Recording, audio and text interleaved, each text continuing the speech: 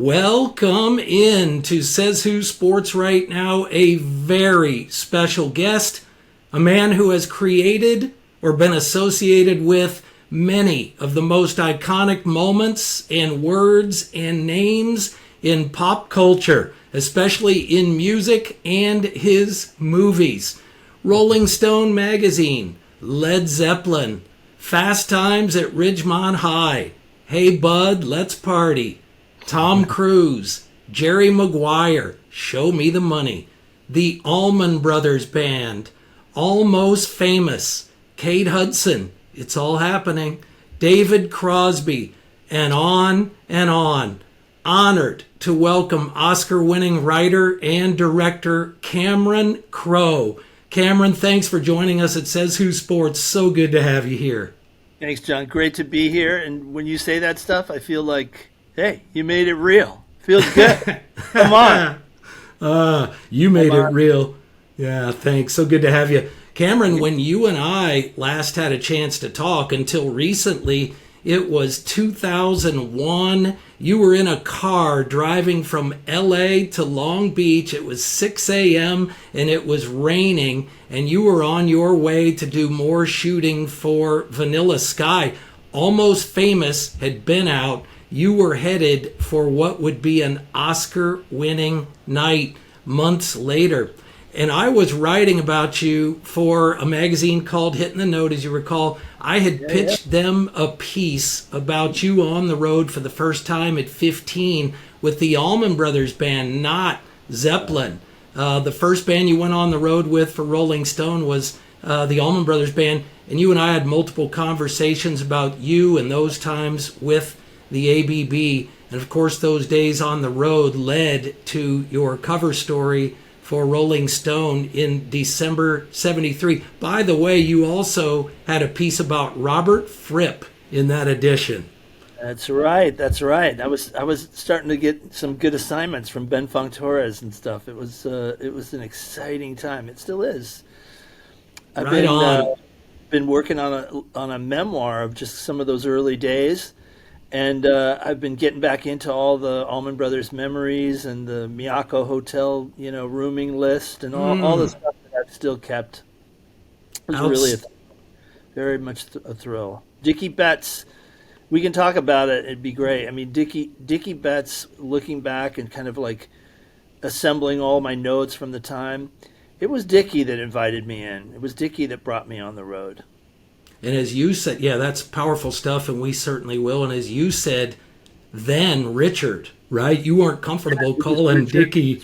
We called him Richard. Exactly. You started that Allman Brothers cover story with something like, it was so good. It's late at night in a hotel room on the road with Greg Allman, and there is mayhem and murder on the TV. What a great hook. So 2 decades have passed, speaking of Dickie, Cameron, and Greg, of course, and Butch Trucks, and one of your favorites, a big mentor to you in those days, and of course featured heavily or prominently and Almost Famous, Joseph Campbell, otherwise known as Red Dog, legendary Red Dog. Cameron, as you mentioned working on the memoirs and recalling those days, what thoughts come to mind, wide open to you?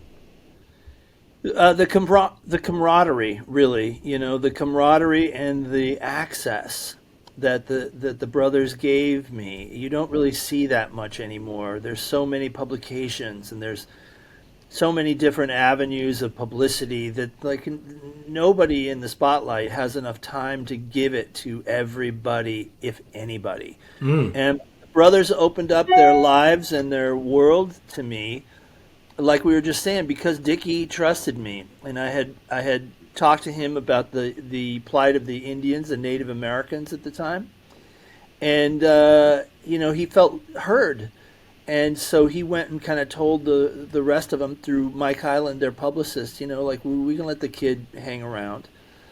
The great thing is, I was able to reconnect with Dickie a few years ago, and we kind of reminisced about those times, and we talked about Almost Famous and Billy Crudup's mustache that reminded him of his own, and I did get to call him Dickie as opposed to Richard. So you know, we covered all the bases, and Red Dog, of course, like really enjoyed. Not of course, I was really happy that Red Dog liked the way we portrayed him in Almost Famous, both the movie and we had a musical version that was on Broadway a couple seasons ago, and Red Dog was a character in the musical. So Red Dog has actually been on stage on Broadway. Outstanding. Love it. You told me, Cameron, back then that standing on the stage, watching those 4-hour Allman Brothers Band shows as a teenager was heaven. And as you said, that was the big energy force behind what you captured so well in Almost Famous with William Miller and Penny Lane watching Stillwater from the wings of the stage. Well, nothing beats it, you know, and I would always, given the chance, stand on stage and watch that show. Elliot Roberts, Neil Young's manager, would always do the same thing. He was a big fan of his artist, Neil. And I remember at one point, he turned to me, standing on stage next to him, and said, like, "You really do like being here, don't you?" And I'm like, "Hell yeah!" You know, where else would I be? Wandering around getting a Coke? Hell no! I'm going to be right here where you can feel the bass, you know, and you can feel it. And I remember there was another time standing on stage that was probably the definitive time on stage, and that was Lynyrd Skynyrd at Winterland. Whoa. And that band rocked so hard, and Ronnie himself would perform barefoot, you know, and I knew why that night, because that stage just levitated and dropped and levitated and dropped, and you really, you know, you got to say to yourself, this is a definitive experience while it's happening. I'm here, I'm going to save this forever, and I did. Since you mentioned the amazing Ronnie Van Zant, I know that he was a mentor and a friend to you, meant so much to you. Talk about the magician, the visionary, if you will, that was Ronnie Van Zant. Well, Ronnie Van Zant, I met backstage at the Omni in Atlanta, and Lynyrd Skynyrd was opening for The Who, and The Who was starting their Quadrophenia tour. And the Allman Brothers Band story that we've just been talking about had come out, and Ronnie had read it, and he wanted to meet the 16-year-old guy that wrote it. So they kind of came, and Al Cooper, their producer, came and got me and said, "Ronnie wants to meet you." And I went and I had what I would have to call a tender conversation with him, because he said, you know, I don't know if Greg likes me that much, but I learned a lot about him reading that story, and I just, you know, I'm really I'm here for you if you ever want to write about us. And that began the relationship with Ronnie that continued till he shockingly died. And he actually was the first person that I have to say that I knew well as a young guy who died. And that feeling, you know, you never forget it. I mean, you never forget Ronnie himself. He's had so much ahead of him. And as a songwriter, I mean, it's well known that there was an enormous body of work just right around the corner with him. And you could feel it, and he could feel it. He was a tremendous father figure to that band and all the guys. And I wouldn't call him a father figure to me, more like a sponsor. He was like, I want to help you see that great thing that we're both chasing here, which is the magic, you know, the magic of the music. And that was Ronnie to me. You know, I think about him constantly. What a front man, what a songwriter, what a performer, but just like, and what a band, Cameron, what a band, Lynyrd Skynyrd. I always thought it, Cameron, not silly. I understood because you need the labels for frames of reference, but I thought it it didn't fit the labeling of the Allman Brothers Band, speaking of, and Skynyrd as just kind of Southern rock. And no disrespect to that genre and those bands, Wet Willie, on and on. But Skynyrd, I think, and the Brothers were so much more. What do you say? Well, looking back, there was as much British blues and English rock in Lynyrd Skynyrd than you'd get from like that term Southern rock. But that's what happens. You know, it happened in Seattle with grunge. You can't say that Soundgarden is the same band as I don't know, Mudhoney. You know, this is a different two very different bands, but they both were called grunge. And it's kind of when that big spotlight of pop culture shines on an area of the world or a kind of music, you get labeled, and then the quest is for those people to spread out and find their own kind of place in the world that defies that label. And some never make it out. Skynyrd had made it out and were destined to really make it out, and have, unfortunately, you know, many versions of Lynyrd Skynyrd continued after the plane crash that took so many of the key members, including Ronnie. But that original Lynyrd Skynyrd band lives on in such a powerful way. I'd love to say that Ronnie had no idea of what would have come, but I think he had a strong idea of what would have come, and he was trying to protect that when he died. Wow, great insight. So it would have been clear to all those around him. Say that again, Cameron. That vision that he had would have been clear, I think, and was clear to all the people around him. Wow, Ronnie Van Zant and Skynyrd. Yeah. So at the time, to go back, that you and I were talking in '01 about Almost Famous in that era and the Brothers, it was at the back end of kind of like a 5-year window, if you will. Jerry Maguire had come out in '96, received so well. Tom Cruise, such great performances and casting. Jerry Maguire, and then Almost Famous. So those back-to-backers for you, Cameron, I believe you might say, well, I'm doing my work and I keep my head down, and there's always the next thing. So maybe not a savoring thing, but that run, those two back-to-back, many directors don't see one, let alone two like that.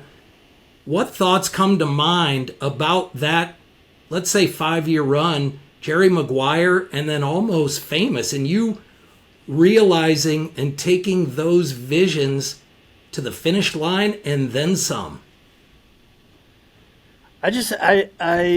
Thanks, John. I go back to some stuff that I learned writing a book about Billy Wilder, who is kind of my hero as a writer-director. And I was able to spend some time around him in his mid to late 80s before he died, interviewing him. And Billy Wilder talked about back to back. He was back to back to back to back to back. This guy did Sunset Boulevard, Some Like It Hot, Foreign Affairs, Sabrina. You can just roll them. They're amazing films, and so well written.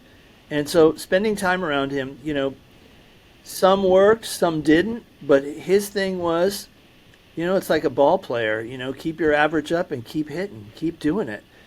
And the truth is that the gift of being able to do it, if people are interested in the stories that you tell, you just got to keep doing it, man. And it's like when it feels right to you, it's generally going to feel right to other people. So like keeping it personal and real, I'm still doing that. And that run was and is beautiful, but I wouldn't devalue some of the stuff that came after it either. My mom, for example, like her favorite movie of all the stuff I did was We Bought a Zoo. And I go back to We Bought a Zoo, and there's some stuff I'll forever be proud of in that. And there's stuff coming in the next movie that we're working on where I feel like, well, that's as good as the stuff that I've always loved that I've been able to do. So, keep doing it, keep swinging, keep doing it. And the truth is, the movies that we call like that run that you're talking about, so much of it, John, is in the hands of those actors. The actors that you choose that say the words and bring it to life. Boy, Tom Cruise doing your words, that's a gift that keeps on giving, John Cusack and Say Anything. That guy there was a fusion of what was on the page and what he was able to like say on screen.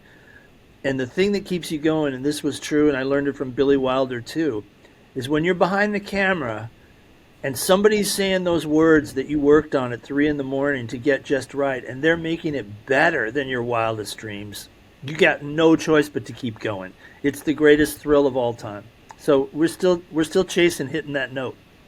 Outstanding. And speaking of chasing hitting that note, I like how you put that, the fusion of what's on the page, and the actor bringing that key thing to it. You are, seems you're always in the middle of something of note, and right now is no exception. Your first film as a director from back in 1983 until recently long lost was a documentary called Heartbreakers Beach Party, starring Tom Petty. The doc captured Petty and the band in the midst of making their third album, Long After Dark, was banned by MTV after one airing in the middle of the night in 1983. Heartbreakers Beach Party is now set for a special limited theatrical release, 2 days, nights, October 17th and October 20th. And am I correct, Cameron? I believe the 20th would have been Tom Petty's, or is Tom Petty's 74th birthday, the honor of. Is that correct? I think that's exactly right. It's either the 19th or the 20th. Let's check It's right it out. there. Yeah, right there. Please share with us, Cameron, how it happened that the documentary is about to roar to life for us in theaters, and take us back, please, to those days of the making of it and set the scene for us. Great. I had been writing, rock journalism and doing interviews backstage, wherever I could get somebody to sit down and answer my questions. I'd been doing that for some time. My buddy Danny Bramson, is a real pal, and we had the same musical taste and stuff. He was running the Universal Amphitheater in Los Angeles and was, being a promoter, the young rising star at MCA, which working for MCA has. Oh, so good, so good. So he was working for MCA, and MCA said, Danny, we have a problem with Tom Petty. Tom Petty, we've acquired his catalog, we bought, the label that represented him, and he's upset that, none of the people that signed him are there, and we want to raise the price of records. And so Tom Petty went on a strike, and he wouldn't record. But they said, Danny, how about if you create your own label? Backstreet Records is what Danny called it. And then there'll be like a sovereign state away from MCA that could put out Tom Petty's records. And so, boom, it solves the problem. And Danny, with his vision, goes, okay, MTV is just starting. We got to get Tom Petty to be a presence, for this album and utilize MTV. So, long story, less long. He said, why don't you do a video profile? And you interview Tom, and we'll get a couple guys who will help out with the documentary, an editor, and our friend Phil, who'd done producing for TV. And so we embarked on doing a video profile.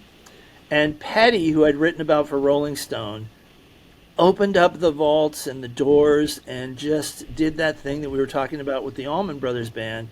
He said, you got it. I'll answer any question, whatever you want. You understand this band. You get me. Let's go.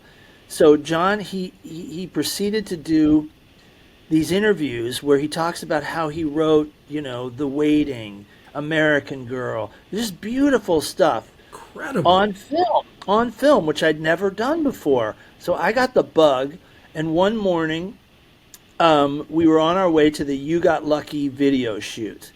And Tom was there, and he had his guitar, and he was playing these great Elvis songs, which we were filming. And he said, "Hey, Cameron, Fast Times at Ridgemont High, that character Spicoli, like, I really relate to Spicoli because, like, people think because I have long hair that I'm a stoner, and they treat me like I'm like Spicoli. So I wrote a song about it that kind of spoofs me being a Southerner that gets that stereotype. And I'm going to play it for you." And I'm like, "Oh, okay. Well, let me get a guy with a camera, but like the director or somebody that could be a director is in the other RV." And he's like, "Pick up the camera and film me." And I was like, "I'm just a writer." He's like, "Pick it up. I'm ready to play you something." So through the camera, he sings this song called "I'm Stupid," which is a part of Heartbreakers Beach Party. You can find a bootleg version of it online. And he sang this song, which is hilarious, right into the camera. And it was galvanizing. It was like, this cuts out the middleman. This means you don't have a magazine like Rolling Stone that needs to write your stuff. You got it right here in front of you. And he plays this song, "I'm Stupid." I turn off the camera, and he says, "Congratulations, you're a director." And I've been directing ever since. I do owe it to Tom Petty, who like threw me in the deep end in a beautiful way. And Wow. Heartbreakers Beach Party is the film that like sprouted up around these moments. And it's like a Beatles film or something. It's like got hijinks, it's got performances that you just love. It's got Tom at his first peak, and it was so unorthodox when we first put it together. I know Tom watched it, and Phil, who was the producer, had some experience like doing film clips for Disney and stuff, and he was very kind of like, "You got to answer the question. You got to put the question in your answer. That's what people who watch TV want." And so like this is kind of a traditional thing, and Petty saw it and he said, "Oh, come on, guys, let's make this a little more of a drug trip." You know what I mean? Like a joint people. And we're like, "Oh, okay, well, let's be more non-traditional." So we filmed some extra stuff, and Tom did some extra stuff, and the thing became like a romp filled with great music. And MTV showed it once in the middle of the night and decided that some of the footage was probably illegal and that it was a little reckless for what they wanted to do, which of course was exactly what Petty and we wanted. And so it only showed once, and it went deep into the vaults, and there was some stuff that probably wasn't cleared. Cut to many years later, to now over-answer your question. My friend Adria Petty, Tom's daughter, who was a little girl in the kitchen when we were filming Heartbreakers Beach Party, now is running her father's estate in such a brilliant way. She's done a film called Wildflowers based on Tom's album Wildflowers. Mm-hmm. And we're sitting around after, and she goes, "Let's put out Heartbreakers Beach Party." And in a world where people say that stuff and never follow up, Adria proceeded to like get the money together, to clear the footage, to refurbish it. We had a great editor who worked on it, and my friend Greg Mariotti produced the heck out of it. And now it's going to be in theaters for a brief time, and then streaming on Paramount Plus. And I got to say, if you've ever loved Tom Petty, if you've never loved Tom Petty, check it out, because we get out of his way and let him bring his early greatness to you. And you watch it and you just think, man, this guy is a gift. And it's just a wonderful snapshot of that time. And it also was like, my directorial debut, thanks to our friend from Gainesville, Florida, Tom Petty. Thomas Earl Petty.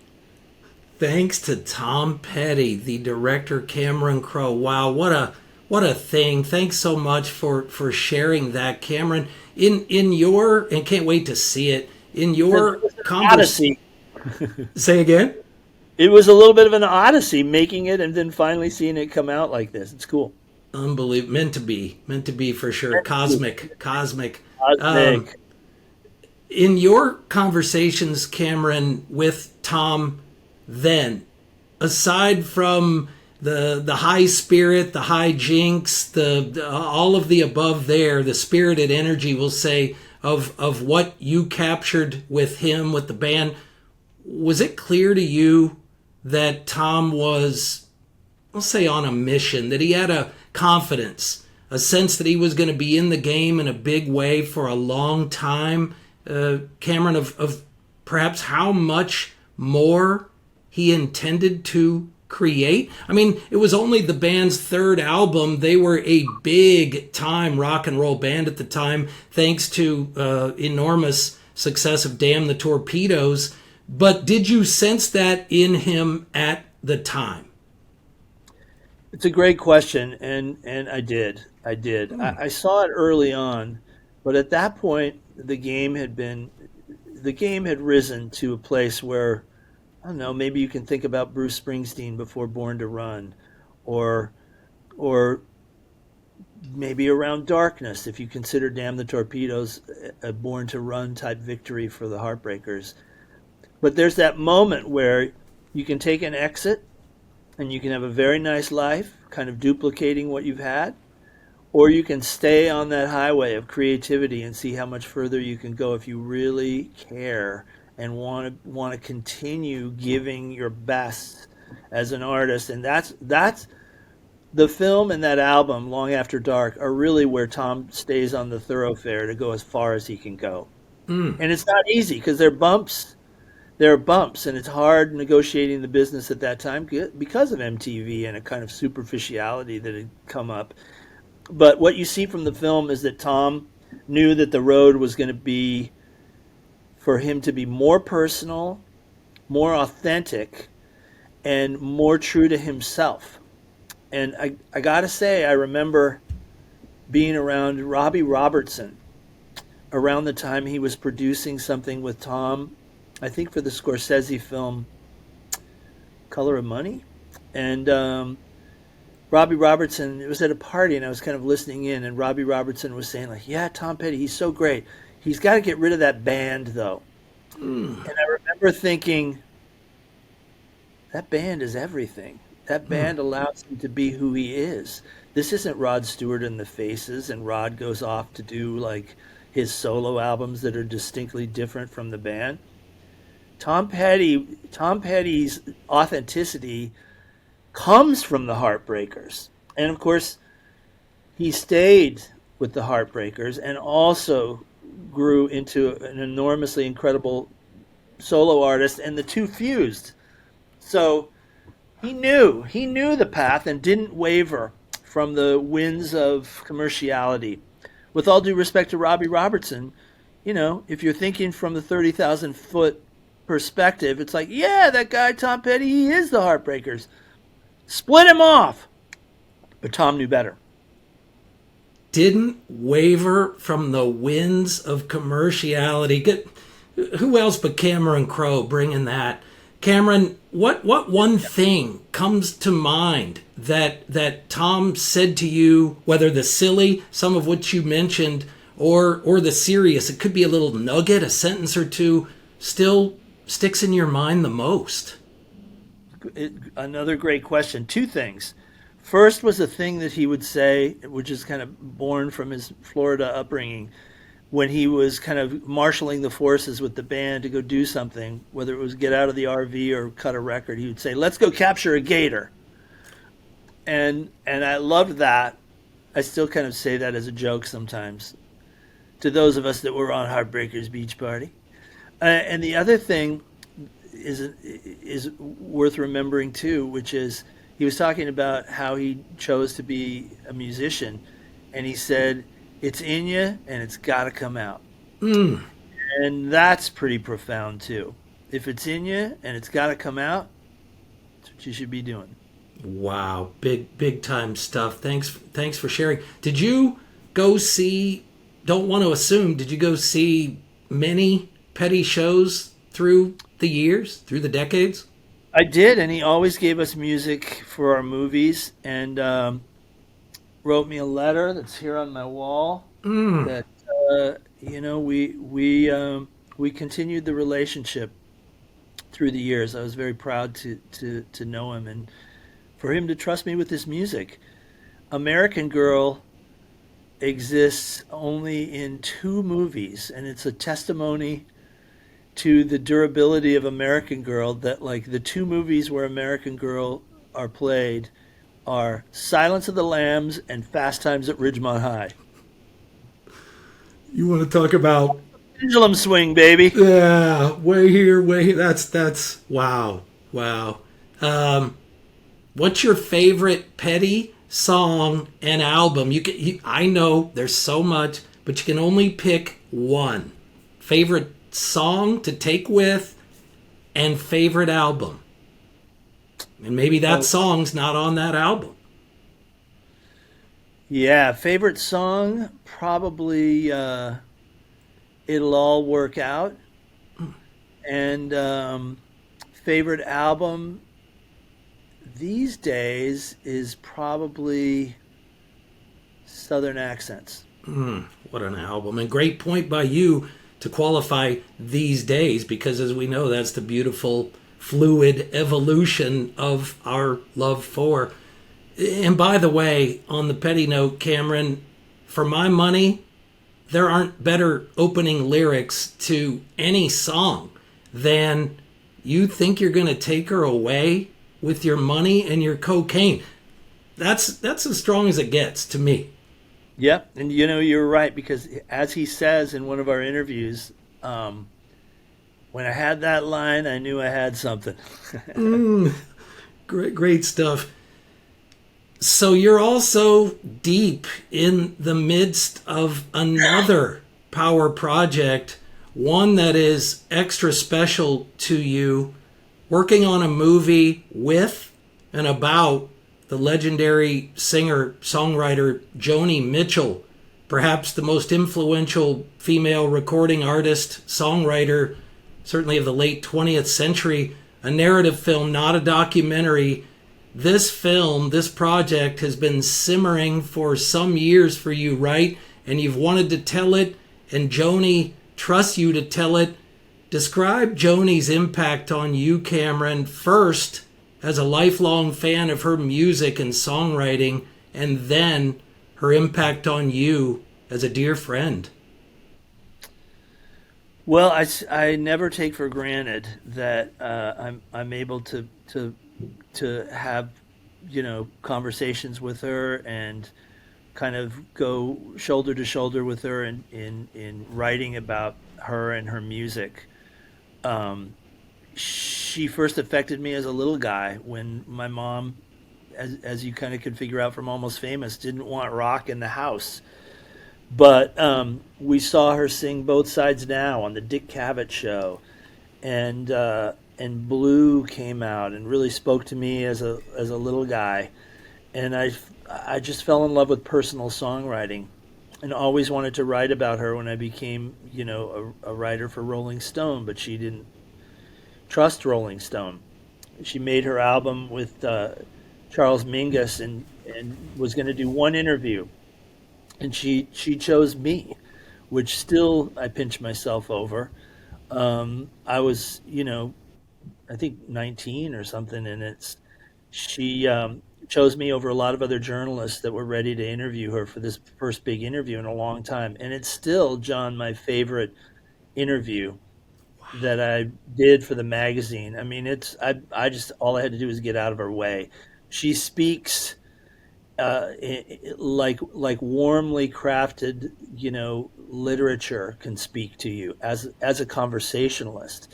So this interview still stands up. It came out in 1979, and I just continued whenever she needed liner notes or, was ready to talk about something. I was always there. She gave us music for Almost Famous. She's just been very generous with her time, her observations and stuff, and I was helping her with her archive box set.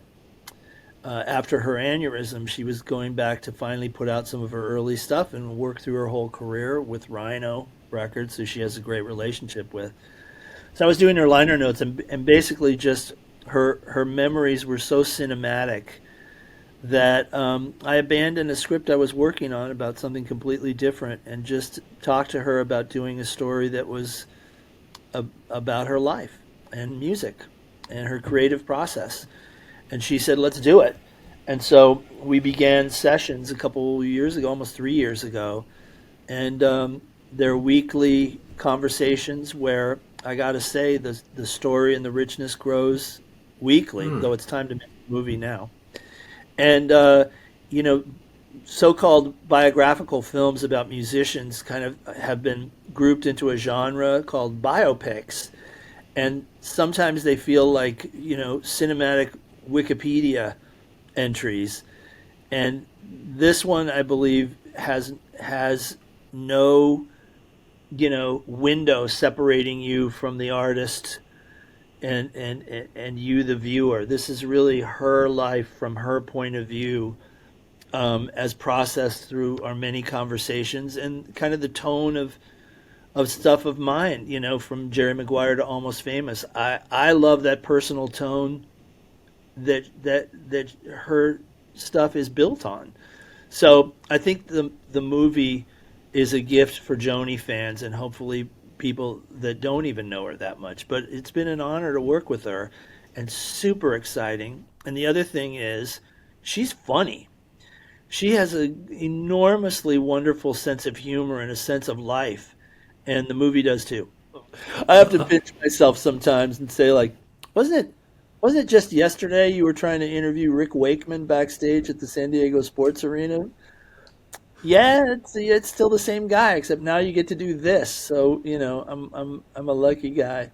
Oh, geez. But an embarrassment of riches, I'll say, straight from the soul, in the best, most sincere way. It's a beautiful thing for us to witness. Cameron, when do you sleep? You have all this going on. These power projects are cooking. Are you awake till the wee hours and you get 3 or 4 hours? Are you up early? How does it work for you? Sometimes. And I dream the stuff too. I just love the marriage of music and film. So sometimes early in the morning, it happened this morning. Sometimes early in the morning you get that quiet voice that says, what about this? What about that? What about this piece of music echoing across the hillside? Is that scene that you had in another place can happen here? And, you know, you make notes and you get up in the morning and sometimes you look at those notes you made like early when, you know, the world is asleep and you should be asleep too. And some of them make no sense. And some of them are like, yeah, that's the stuff. So I got a few of them this morning, I gotta say. So when we finish this fine conversation, I'm probably going to look back over some of that stuff. But that's the fun and the gift of what you can do. And if you can't have a blast doing what would be your so-called job, you know, maybe you should look for another job if you can, because to follow that thing that makes you happiest. As a writer and as a person, rarely can it steer you wrong. It's tough out there, but when you can bring the joy of loving what you do, I think that's a good thing. And I've heard a number of times from people that I've worked with that, like, you know, you have fun doing this, don't you? And I'm like, doesn't everybody? And they go, no, everybody doesn't have that kind of fun, or at least they don't share it.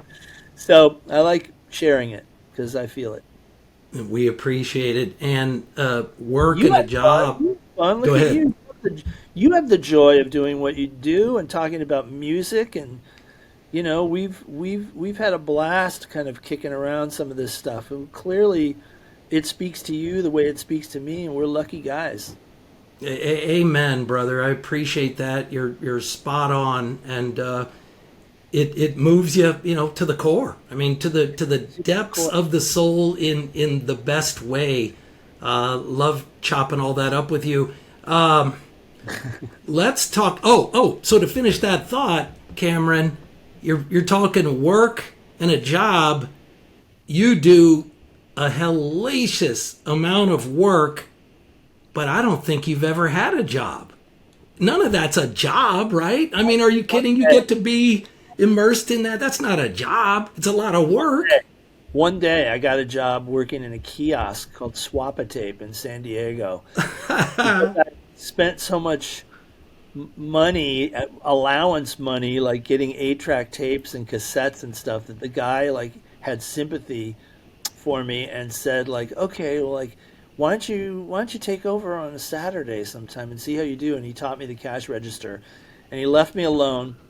I completely screwed up the cash register, gave money away. He fired me after one day. I still came back as his best customer, but that was the one day I actually had a job. So I don't know. I failed. I love it. Hey, how cool would it be? You wouldn't have loved it. You would not have loved it. It was a crime scene, is what it was. That's so good. I love the idea, though. Love that name. And how cool would that be on a t-shirt? Swap-A-Tape. That's classic. I know. I should Etsy that up right now. Right on. Let's talk Fast Times at Ridgemont High, a movie that rocked my world as a high schooler when it came out in 1982. I was a junior in high school. You went in a general sense, you went undercover at a high school in San Diego, informed so much of it, the characters, the dialogue. You wrote the book, which was a strong seller. And am I correct, Cameron? Were hired to write the screenplay, but the studio thought you were too young to direct it. Is that accurate? Will you share there? Yeah, I would never have even, thought to be a director. I barely thought of myself as a potential screenwriter at that point. My dream was to get an article in Rolling Stone, and then it was to get a cover story. And then that happened, and then the dream was like, wow, maybe one day they'll put my name on the cover along with the article, because they would do that sometimes.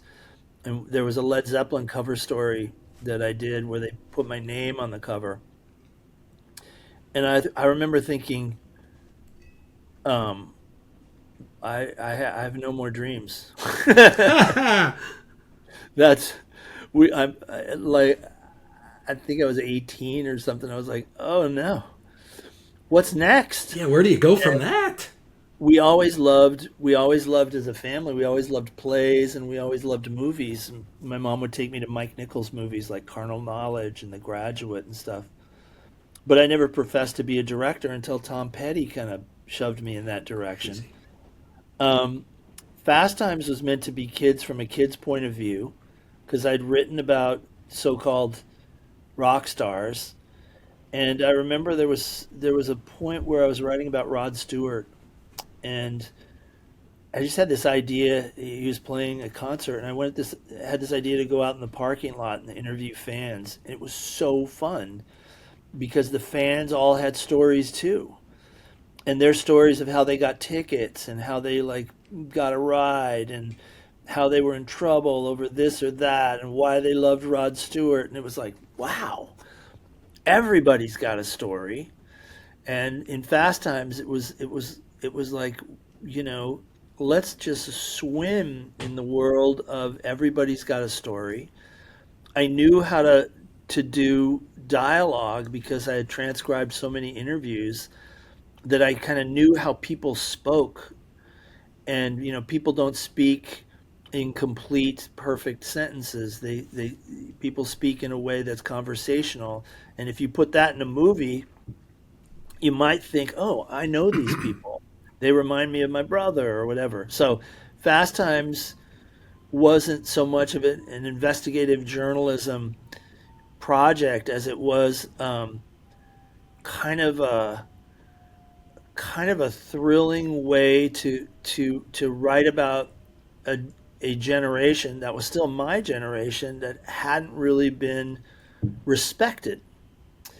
And as we made the movie, well, nobody was available to write the screenplay, and very few people were even available to direct the movie. We were lucky to find Amy Heckerling, who'd done an amazing short, and Amy was just 30, 31, I think. And she came in and she got it. Like, here's a movie about kids from a kid's point of view. No parents. I think you just see the parents' legs in Fast Times, and that was part of the dream. The other part of the dream was to have music that wasn't, pre-existing. That this was like a movie with its own musical world of new songs. So, all this to say, when the studio saw the movie, they were like, "This is trash. It's pornographic. It can't come out."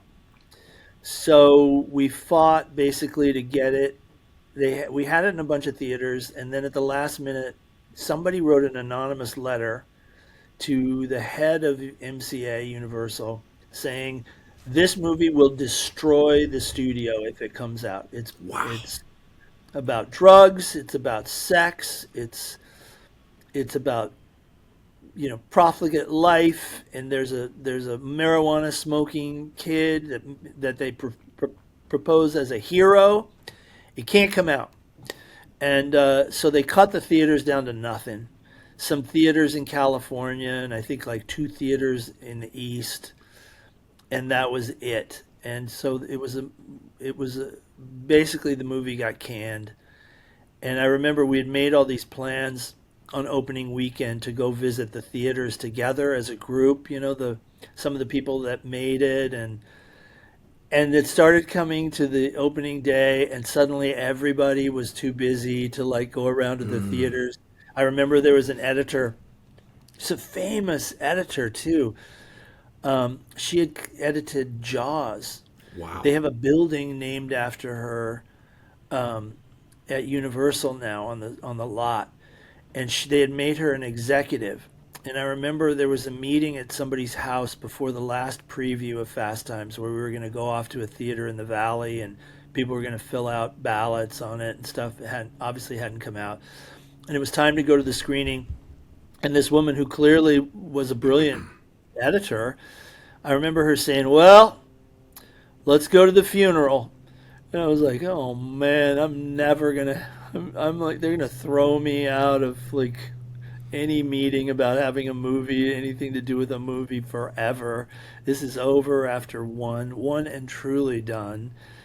And it was a terrible preview. And like I say, nobody wanted to drive around to the theaters on opening night. I went to my friend's wedding in Phoenix, and my buddy and I were road tripping, and it was like Saturday afternoon after the movie had opened on a Friday night, and it was kind of like a death wish. I go, "Well, I guess it's playing at a theater in Tucson or something here. Let's just go see the empty theater where Fast Times is playing." Guess they let it play in Tucson. So we drive by. John, it's packed. It's packed. They're howling at the movie. They're laughing at Spicoli. There's a guy standing in the lobby that had already seen the movie 3 times and had checkerboard Vans. And I'm like, Whoa. "What?"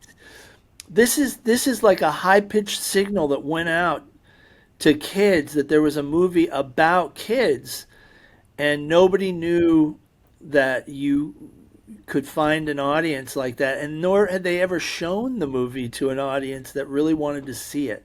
But they found it instantly, and the studio never caught up to the demand to see it, so it became a hit on video. And that's kind of on the back of Sean Penn's performance, I have to say. There was an emotional quotient to the movie that people kind of appreciated, but it was Spicoli. We stood on the shoulders of Spicoli on that opening weekend, and I'll never forget it. He just cracked everybody up.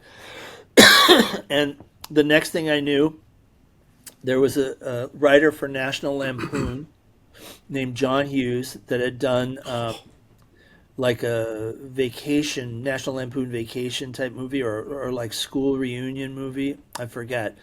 But I had heard that he marched into the head of Universal production and said, "You blew it on Fast Times. I've got 3 movies about young people that I'm ready for you to make." And that began John Hughes's career. And I really think, like, in the history of teen movies, so-called teen movies, you got to give it to Amy Heckerling, because Amy Heckerling is the one that championed Fast Times and directed that movie about kids, giving them the respect that they didn't have in movies that were being made at the time. There was American Graffiti, but that was about nostalgia and looking back. There was a movie called Over the Edge, I know, that Matt Dillon was in, that was about kids from a kid's point of view. It kind of disappeared. But Amy, she waved the flag for that kind of a movie, and John Hughes came up in the wake behind Amy Heckerling, which few people remember now. Unbelievable. The incredible It's the way it John goes, Hughes It's followed like, that. Oh, it's the same in music, like Paul Westerberg does these albums with the Replacements, but it's other alt rock bands that come in later that kind of stand on his shoulders and let history give a prop to Westerberg, and same I think to Amy Heckerling.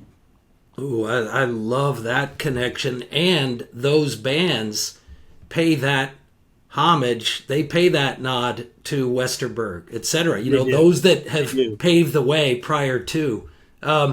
Speaking of Sean Penn, Cameron, what's the most, because you've said, I believe, correct me if I'm wrong, of course, that from the first, when you saw him and you guys saw him on set, there was just that thing. I mean, it was exploding, that special thing. What's the most special thing, Cameron, that Sean Penn has said to you through the years about that opportunity to play Jeff Spicoli? It changed his life. You got to give it to Sean. I actually thought, because that character, I knew that character. There was a real guy that it was based on, but then there was a Spicoli guy named Ted Hilke that I went to school with, who was like a Ted stoner at Hilke. school. And Ted Hilke, I remember going to see The Exorcist in a theater, and Ted Hilke was in. We got there late, and Ted Hilke was in the front row, and there was a seat next to Ted, and I was like, Ted, you're here, and he's like, yeah, I'm on acid, and I'm like, no, really, you came to see The Exorcist on acid? He's like, yeah, Wow. and so like there were those guys, and they were classic. So I thought we'd get like a Ted Hilke who didn't even get the joke, who'd come in, So and all good. respect to Ted Hilke, if you're out there, thank you, you're a pioneer. But like I thought, I would say to the guys making Fast Times, like, let's just get a guy off the beach.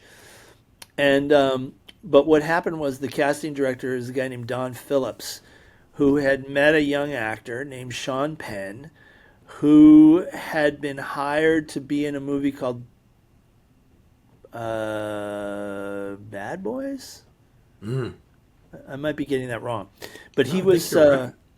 he was in a movie that was shooting, and he was so good that they were already calling him Sean De Niro, and so Sean Penn came in for an audition, and I remember like there were a few of us, and Amy Heckerling and stuff were there, and Sean Penn came in, and Don said, "Well, this is the guy that can play Jeff Spicoli," and Sean said. We said, okay, do the character. And Sean said, no, you got to trust me. I know this guy. I grew up in Malibu. I know Jeff Spicoli. I'll give it to you. And we were like, okay, you're hired, which I can't believe we did it. But Don stuck up for us. We hired him. And John, he came to do the movie in character, had the checkerboard vans, which made vans, an enormous amount of money later. He had built the character himself and never dealt with any of the other cast members outside of the character of Jeff Spicoli. And he pissed some of them off because he felt Spicoli was an outcast. Oh, you And mean, so there wasn't interaction? It was him in there his was, zone? but you had to call him Sean. And I remember he and I spent time, and we would go to a place called Little Tony's on Lancashire after shooting. And he never broke character with me, though I kind of got the joke of it all. But what I would do is I would say to Sean, like, do this one line, because I gotta hear you do this line. I gotta know you can do the line. I'll die if the line doesn't come out right. You dick. No, no, no, no, no. So on the day where the scene was going to happen, he was going to say, "You dick." My girlfriend, my friend Kelly Curtis, we were there that day, like with fingers crossed. It was like, the guy from the pony leagues coming up to bat in the big leagues. Like, is he going to hit it? How's he going to do? And we're behind the camera, just like, And the moment comes for Sean Penn as Spicoli to say, "You dick," to Mr. Hand. And he does it, and it's like a symphony of greatness. It's so good, we couldn't believe it. And that's the magic of Sean. He knew that character inside and out. The last day of filming ended. He came back. There was still some more filming to do. He came back in a little corduroy jacket, and he introduced himself to everybody as Sean Penn. And that's the first time people called him Sean Penn on that movie, the day after we had finished filming. So that's the level of commitment in Sean Penn that he had as a, I don't know, 22, something like that. 22-year-old. Unbelievable. Sean His Denier. dad was a director, so he knew the game, Incredible, Cameron. I Sean know, it's De Niro. Somebody said, "Wow." Bad Boys, yeah, it was Bad Boys. It That was his Bad first movie. Boys. Yeah. Yeah. I think I thought you were accurate on that. One other character in such a strong cast. I mean, gosh, even Forrest Whitaker could talk about him for a while. But Big time. one particular actress that I was just remain blown away anytime I see it. I've probably seen Fast Times, and I'm in large company here, probably in my life, I'm guessing 400 to 500 times, maybe somewhere in God. there, way over a couple or a few hundred. Well, Cameron, to be frank, and you'll appreciate this, at 18, 19, 20 years old, especially the first couple of years out of high school, me and my buddies, the four of us, had a lot of time on our hands by design to smoke a lot of pot and watch a lot of Fast Times. And it was glorious, it was glorious, but have always been blown away by Jennifer Jason Leigh's performance. I thought from a capturing the an innocence, a real thing. Describe your appreciation for what became an incredible actress. She probably had the most experience, John. She had been in a TV movie, I think, playing a multi-layered character. So she was somebody that walked in having created a performance before with that kind of depth. And I think Amy Heckerling was very astute in knowing that she could do it and picked her. It was tough. There was a lot of people that became famous later in movies about young people. There were very few jobs available. There weren't a lot of movies that needed a character that age. TV movies sometimes. I remember Matthew Broderick came in to be in Fast Times, and there wasn't a part for him. Scott Baio came in, and Ralph Macchio, and all these guys. I remember I think it was Scott Baio. He was like, the Laurence Olivier of teen actors at the time, and the decision was made to go with more of an unknown. Nick Coppola came in, and Amy really liked him and thought he had a lot of potential, but in the end, it was the part went to another character, and he took a side job as a cook behind the counter, and later changed his name to Nick Cage and starred in Valley Girl, and we were like, wow, Nick Coppola, he's like a star. But there was a big pool of talent in that age group, and Jennifer Jason Leigh was at the top of it. So yeah, we're forever grateful that the the reality of that character was represented so beautifully with her, and all of them really. Brian Backer is the rat and stuff. They're so excuse me. There's so, one of the things I saw that first time I saw the movie in that theater in Arizona is he almost kisses Jennifer Jason Leigh in her bedroom, and this is the end of their awkward date, and he ends up just leaving without kind of following up on the potential romance, and the whole theater was hooting at him for his failed date, and I was like, oh my god, this thing is it's become real. The actors are so good. Outstanding. And Cameron, speaking of Jennifer Jason Leigh, and bring that back to previous Greg Allman, as you know, they were in the movie Rush, the opposite of a Fast Times, intense, drug-laced movie. And if you recall, Greg was, what was his name? He was an intense Gaines. Greg was the character named Gaines, but those two were in a movie. So, that's crazy amazing stuff. Great trivia. Great trivia. It all comes together. It all comes together, right. Little here, little there, mix and match. Jerry Maguire, Cameron, where did you first meet Tom Cruise? Ever? Tom Cruise, while we were doing Fast Times, Tom Cruise was the one actor in that bunch that they had all talked about, and they knew him, but he was in Chicago making a movie. And that was another, to them, he was the guy that had gone on to like really get a big gig. And so he was doing Risky Business at that time. And there was a kind of a rap party after Fast Times had finished, and a bunch of the actors came together, and the word among the party goers there was like, Cruise is back in town, and he's coming to the party.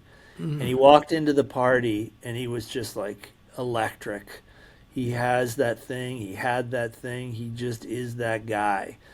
So I met him that night.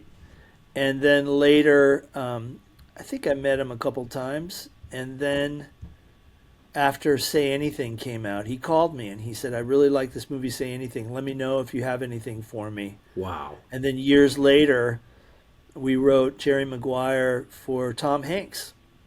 And Tom Hanks read the script.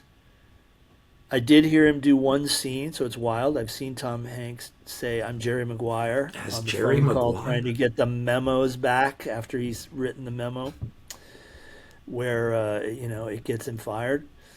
But Tom Hanks was unable to do it because he was going to do That Thing You Do. And so my thing was like, let's send it to Tom Cruise. And Tom Cruise read it and said, let me come in and read it for you. You'll see if I'm right for the part. And he was. Wow. What was it like, Cameron, to watch him work? First time working together, to watch Tom work as Jerry Maguire, to immerse himself in that through your eyes, through the camera eye. Thrilling. The first scene on the first day is when the kid, the hockey player who's been dinged and is having a problem in the hospital, and Jerry Maguire wants to just keep going with his career, and the son of the hockey player calls Jerry Maguire out in the hallway and flips him off and, does that stuff. That was the first scene that we did.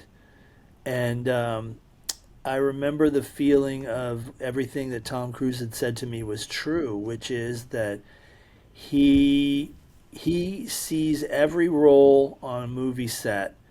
He sees how to do every position and thinks about the movie from every position, every other actor, the guy with the boom mic, all of it, except the director. He cannot judge himself as the director. He's never really done it. I think he did one short directing gig for an HBO horror series or something. But he's never been a director because he says, I can't judge myself as a director if I'm acting in the movie. So I give you the wheel and I trust you. And that's why every director who works with him is ready for a reunion, because He gives you the birth. He says, "You're the director. I'm your star. What do you want? I'll give it to you." And that's what he did on Jerry Maguire. And it was my third movie, and I'd never had an experience like that. And a real bond builds because you're in it together, and he trusts you. And I've been at get-togethers with Tom and a bunch of his directors because Tom maintains those relationships, and we all have the same look in our eyes. He's the best. Wow. And he's the best collaborator, you know? So he gives you the personal, if you come to him with a personal vision on how you're doing your movie, he makes it happen for you. Unbelievable. Thanks for sharing Yeah. that, Cameron. What a legend. Is this true? And I believe Lee Steinberg said this to me in an interview. The legendary sports agent Lee Steinberg and a mentor to you from the sports agent perspective on the set. Is this accurate that Cush, played so well by Jerry O'Connell in the movie, the star quarterback, 2B top pick in the draft, did not know how to throw a football? Is that accurate? Yeah, I think Lee helped him a little bit with that. That's what cool. Lee said. You know who Lee introduced me to his client Drew Bledsoe, and we went through the draft together with Drew and Drew's dad Mac Bledsoe, and I was with Drew when he met Bill Parcells for the first time. Wow. And Lee definitely opened the door, took me to an owners meeting, introduced me to Jim Irsay, who's still a pal of mine, and is in Jerry Maguire.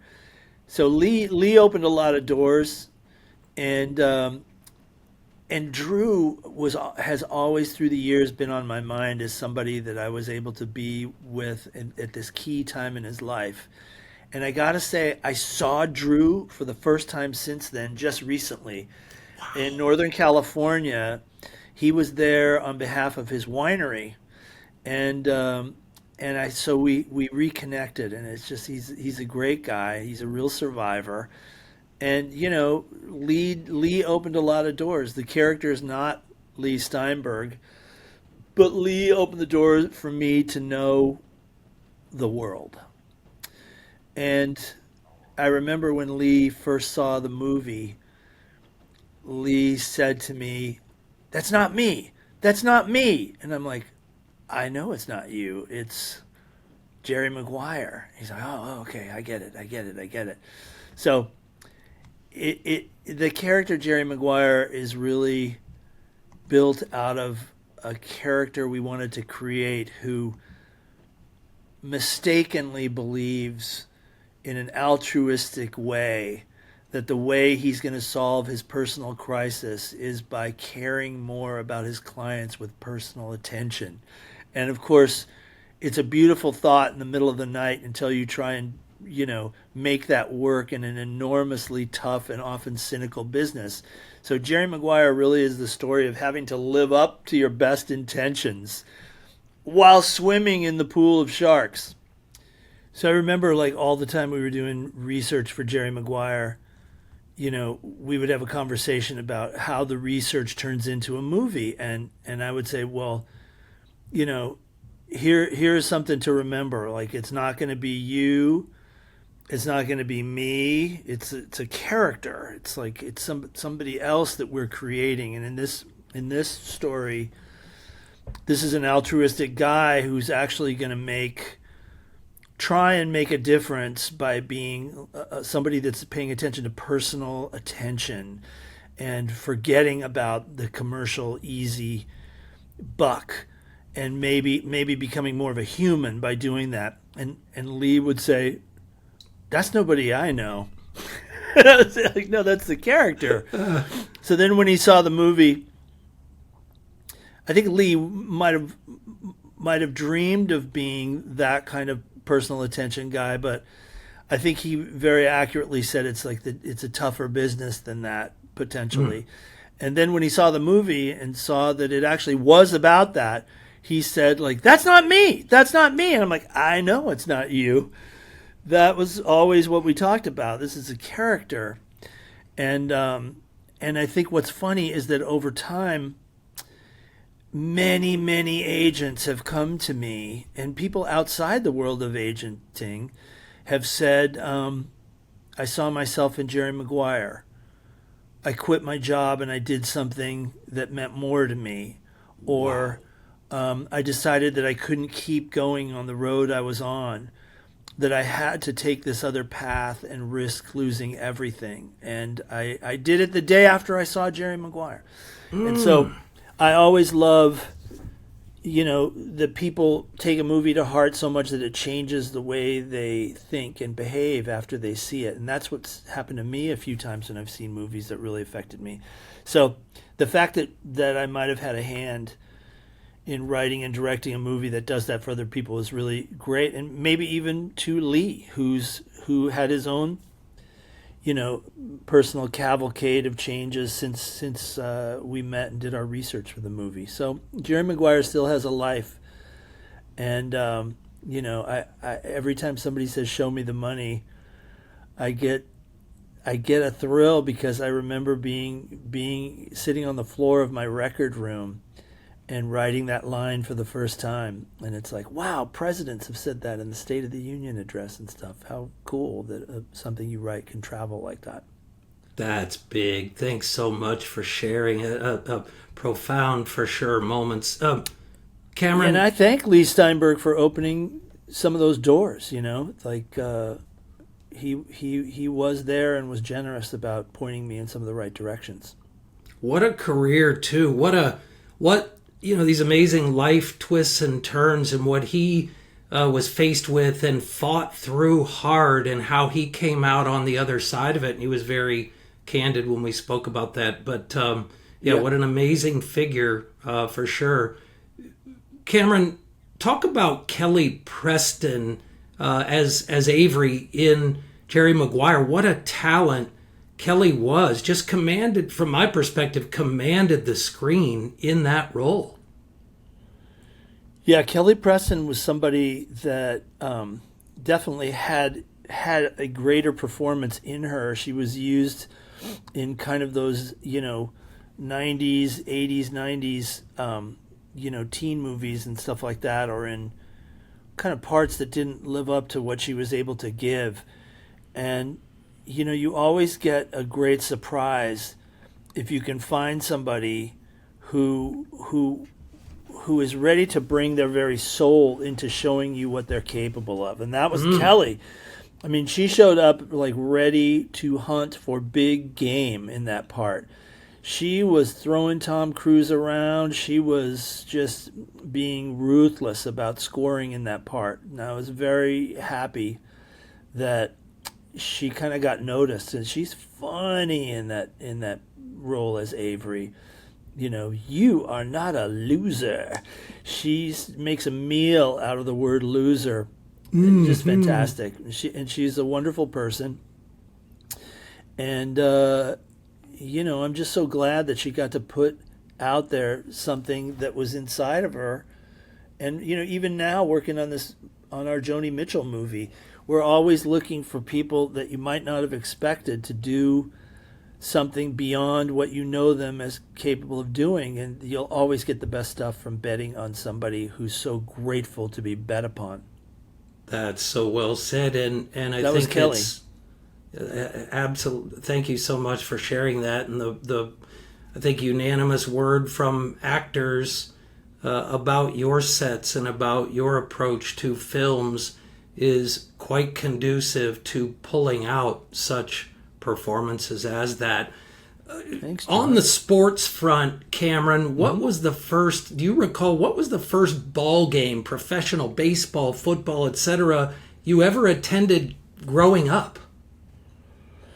Well, my dad took me to an Angels game, and it was photo day. And so we were down on the field, and we got a photo taken with Jim Fregosi.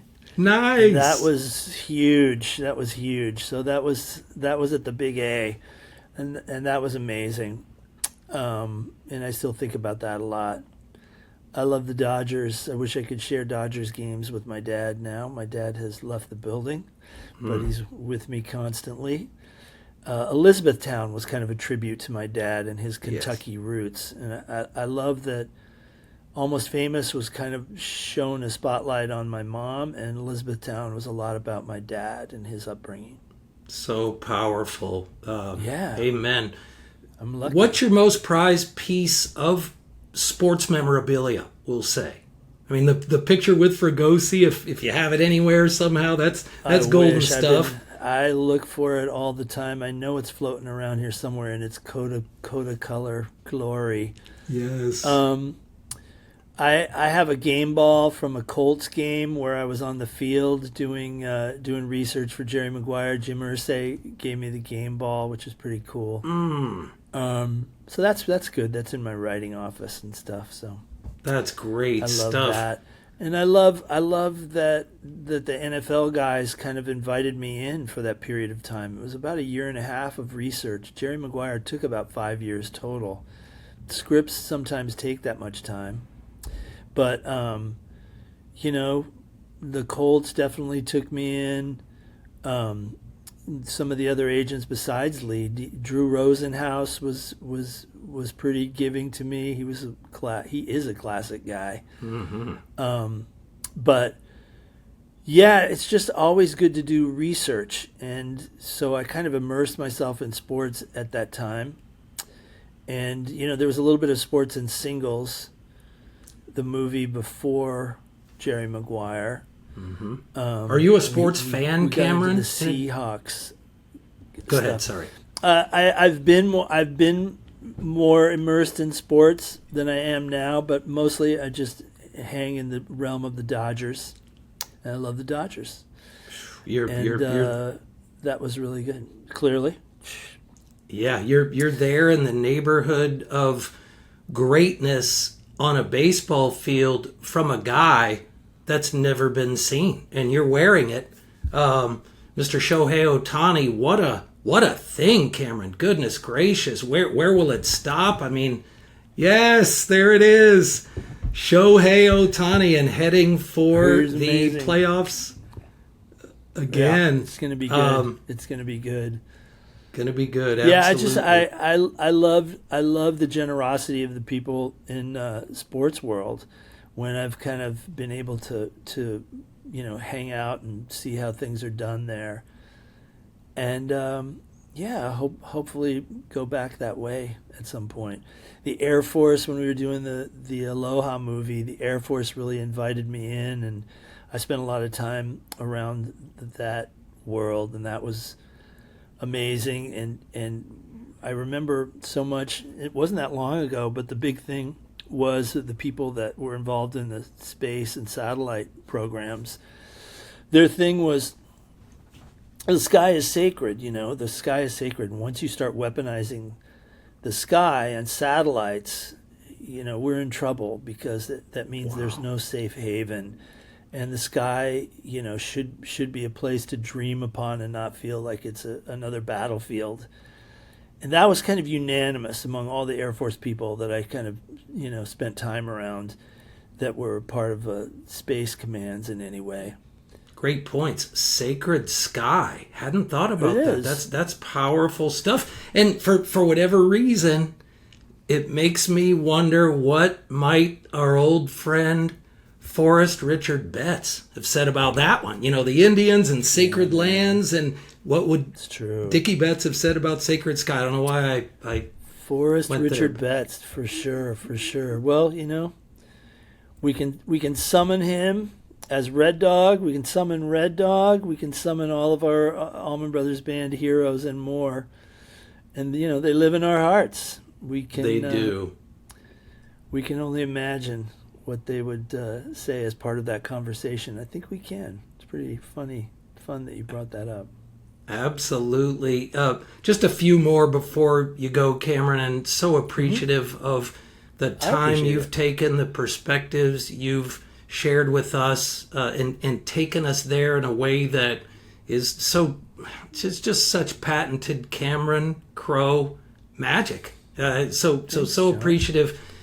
And of course, Almost Famous and you and young Cameron and William Miller as essentially, and I wanted to ask if not William Miller, was there a close second name? Was there a second name, and how did it become? Was it just bam? This is William Miller, name wise. I don't remember if there was a follow-up or a precursor to William Miller. I remember that I remember thinking like a lot of people that do autobiographical or like thinly disguised autobiographical stuff, they give themselves like exotic, seeker type names, and there's always something a little bit like, I don't know, like too writerly. And I remember thinking when I was hanging around all the Band-Aids and the people, the Penny Lanes of that world, that I had a name that was unexciting. And they would have these names like, Petulia Starcrest. And, these like hilariously made up and exotic names. And what's your name? And I'd be like, Cameron. They'd be like, oh, okay. Yeah, I mean, why not? And so I thought like William Miller is one of those names that you'd think that he wouldn't dream big. And when he introduced himself to all of these people that were larger than life, it'd be like, okay, William Miller. All right, kind of bland, but sure, come on in. We'll answer your questions. So that's why I went with William Miller. Nice, so perfect. And I love that Patrick Fugit. If this is, I'm sure he said essentially that before you educated him in a big way on all that great music, that he owned one CD, which was Chumbawamba. That's awesome. That's right. Oh, good. That jogs the memory. That's amazing. Well, we burdened him with quite a bit of music after that. All of them. We gave them all kind of an education in what you'd call now classic rock, but it wasn't classic rock. It still wasn't that then. It was kind of FM radio. It was the deep tracks, the joy of the deep tracks, which we all still have. Yeah, before there was Patrick's a thing. Amazing. Mm-hmm. Yeah. There's a bit of a tradition in the people that I've now kind of met who've played William Miller, because we were doing the musical of Almost Famous with the great composer Tom Kitt.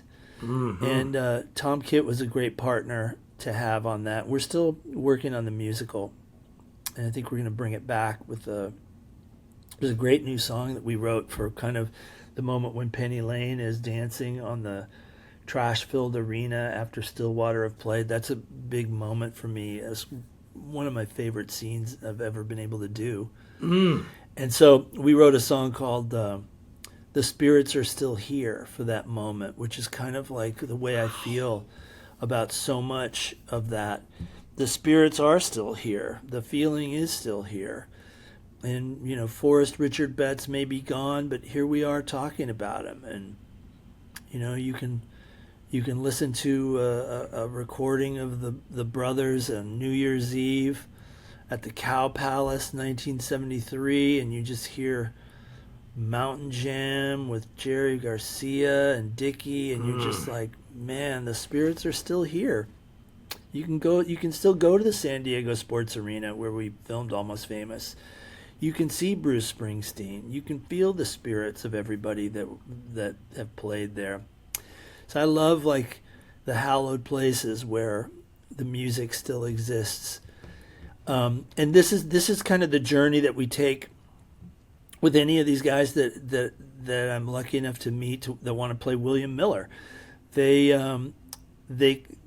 Casey Likes, who played William Miller on the Broadway version, he's still a really good friend of mine, and he's taken that music journey, that journey where it just defines your life. And that's what Almost Famous is about. Like if you if you, once again, you asked me like things that Tom Petty said, that I've always remembered. The other thing is that music chooses you, and that's the character of William Miller, and probably you and me. Like, music chooses you, and you kind of don't have a choice in it. It speaks to you. For some people, it would be baseball. For some people, it would be, being a pilot or a policeman. But when music chooses you, you have a choice to either play an instrument or write about it. And I am not a good guitarist, so I'm with you. I write about it. Yeah, that's fantastic, and you're right. It chooses you. Thus, that ride it's involuntary joy. I mean, such immense joy, and no point in resisting it because it's going to get you. If it's calling you, it's going to get you. It takes you to another place. It really does. Absolutely, where all things are possible. Absolutely. I think the best person that described the experience of where music takes you was Sean Colvin. Does liner notes on her album Cover Girl, and she writes about, I think, the Jimmy Webb song "If These Walls Could Talk," and she talks about how like the right music at the right time takes you like way above your life, where you can look down on it and feel all kinds of empathy. And I don't know. I remember reading that and going, yeah, that's it. That's how music makes you feel. That's how like a great Brian Wilson song makes you feel. That's well said. So I think I ran into Sean Colvin at one point and kind of was overly effusive about what she'd written. And I think she was like, oh, okay, cool. I mean, no. Yeah. No, it spoke to me, man. Yeah, she wasn't going deep and wide. Yeah, she was like, okay. I wrote it late one night because I had a deadline to do the liner notes, and it's like, glad you liked it. So. Yeah, sometimes you don't necessarily want to know what your hero, so to speak, and not saying hero in that case, but you know what I mean, where you come to it with well, a great example before you go is a man with whom you maintain a strong friendship, a real rock and roll animal. I mean, and you and I've talked about this. He has that thing times 1,000, and that is Jim James of My Morning Jacket. And over the years, and they pulled me in with Z. Z was the first I heard when that studio album came out, and It Beats for You and Gideon. I mean, I was out of my mind, man, Cameron. Gideon's and then amazing. To see that, oh my goodness. And to see that wordless chorus and to see that stuff live for the first time. Epic songs, yeah. So These good. To be treasured. Yeah, and I shared with Jim afterward, had an opportunity to say hello for a moment, and I shared with him that, and it wasn't much of an exaggeration, Cameron, that standing in front of that and watching him take us, riding with him up there, I said, it felt like you're 10 feet tall. I said, you are 10 feet tall, like bigger than... What did he say? And that's what he was, and you know better than I, truly taken aback in the best way, as he is such a humble man. And those gifts... Humble guy. Yeah. And I asked him, Cameron, because I interviewed him for a piece some years ago as well, and I asked him, what is it like to be at the controls of that well-oiled machine when you're out there doing that thing? And again, that soft-spoken humility, all spiced with supreme confidence, but in the most soft-spoken way, and because he speaks through the music. And he said, John, I try not to think about it because I'm afraid if I think about it or dwell on it for minutes, it might slip away. And I think that's true of so many of those, legends, those creators at that level. But Cameron, as you did with Sean Colvin, what a great story. Yeah, thank you. I find that the communal breakdown of this particular My Morning Jacket song that means more to me than I can describe. Let's just say, yeah, I feel it as heavily as possible, and that is Steam Engine. And the lyrics to Steam Engine, the fact that my heart's beating is all the proof you need, and on and on. Just insanity. And I've heard people break down such beauty saying, well, maybe it's like your movies and lines in your movies in a way, or what's the message? What does he or she mean? What could this, well, no, I think it means this.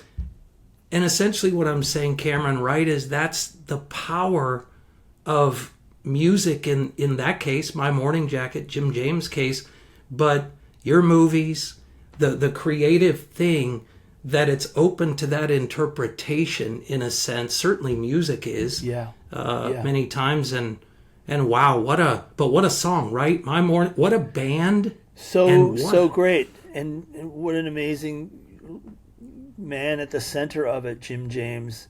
There's a song of his that was one of my main reasons. There was Patty Griffin, Long Ride Home, and a My Morning Jacket Jim James song that made me want to make Elizabethtown.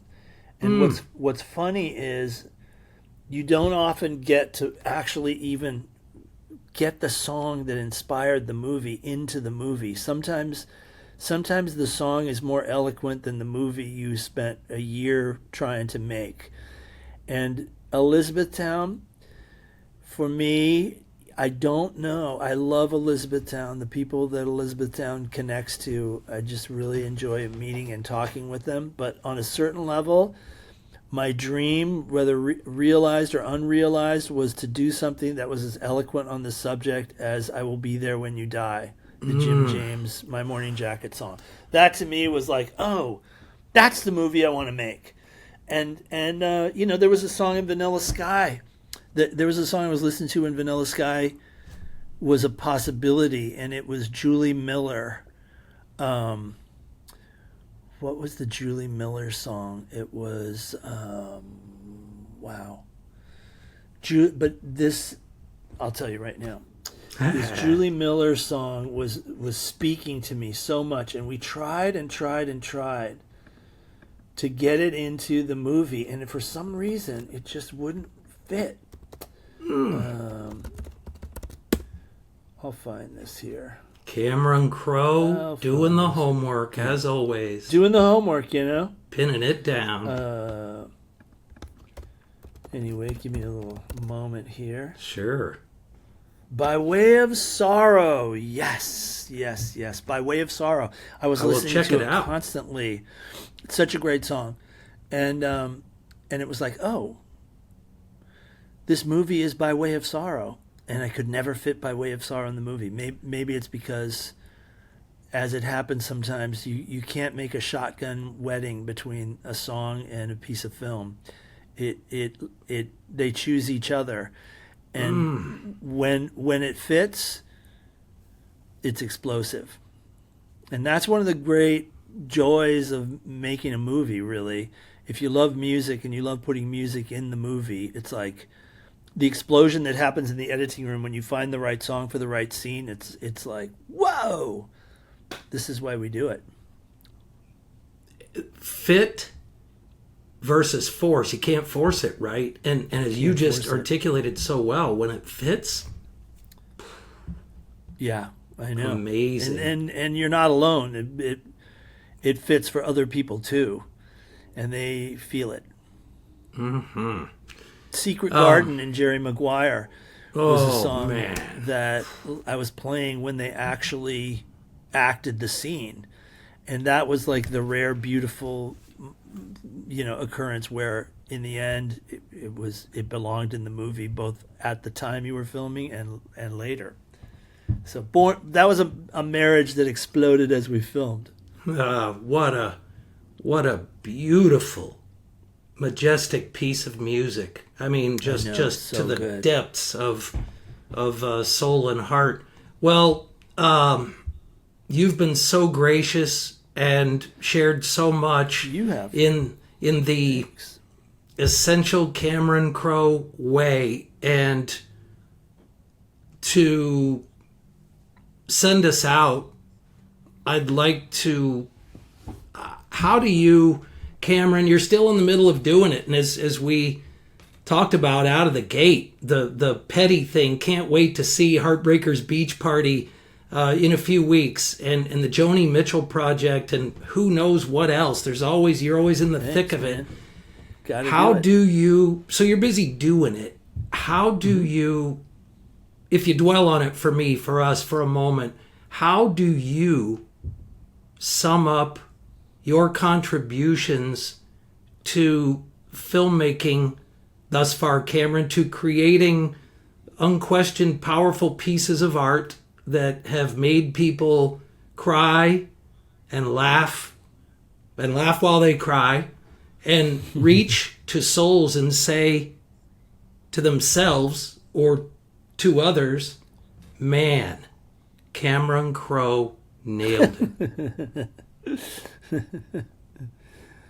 I got to take a page from the Jim James playbook and say, if you think about it too much, it might go away.